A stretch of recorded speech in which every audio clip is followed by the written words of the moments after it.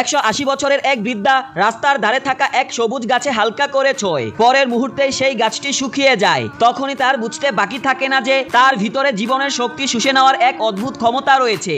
এরপর সে একজন তরুণ ডাক্তারের গলায় ধরে। সাথে সাথে সেই ডাক্তারের মুখে বুড়ো মানুষের চিহ্ন দেখা যায় এবং কিছুক্ষণের মধ্যেই সে যায়। কিন্তু ঠিক তখনই বৃদ্ধার মুখের বলিরেখা মিলে যায় এবং সে দেখতে প্রায় 20 বছর কম বয়সী মনে হয়। অনেক লোককে ফেলার পর সে আবার তরুণ হয়ে ওঠে।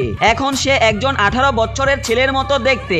মানুষকে প্রভাবিত করার জন্য সে এক বিশাল কনসার্টের আয়োজন করে। কিন্তু যখন সে ব্যাক স্টেজে গিয়ে তার 80 বছর বয়সী এক করুণ ছবি ঝুলতে দেখে, তখন রেগে পাগলের মতো আচরণ করে এবং ঘুষি মেরে সেই দেওয়াল ভেঙে ফেলে। এই দৃশ্য দেখে আশেপাশের সবাই ভয় পেয়ে যায়। তারপর সে সবার সামনে অলৌকিক ক্ষমতা দেখাতে শুরু করে। প্রথমে সে এক পঙ্গু ছেলের পায়ে হাত দেয় যে 20 বছর ধরে হাঁটতে পারছিল না। মুহূর্তের মধ্যেই সেই ছেলের শুকিয়ে যাওয়া দুর্বল পা ঠিক হয়ে যায় এবং সে দাঁড়িয়ে পড়ে। কিন্তু সে এখানেই থামে না। এবার সে এক ক্যান্সারে আক্রান্ত মেয়ের কাছে যায়। মেয়েটির রুক্ষ ও ঝরে যাওয়া চুলে সে হাত রাখে, আর তখনই মেয়েটির ফ্যাকাশে হয়ে যাওয়া ত্বক আবার গোলাপি হয়ে ওঠে এবং সে সুস্থ হয়ে যায়। এ সময় ভিড় থেকে এক পোড়া দাগে ভরা মানুষ সামনে আসে এবং ছেলেটিকে তার শরীরের দাগগুলো দেখায়। ছেলেটি হাত রাখতেই সেই পোড়া দাগ আস্তে আস্তে মিলে যায়। এই সব অলৌকিক ঘটনা দেখে সবাই হতবাক হয়ে যায়। কিন্তু আসল গল্প তো এখনো শুরু হয়নি। এবার সে মৃত মানুষকে জীবিত করতে চলেছে।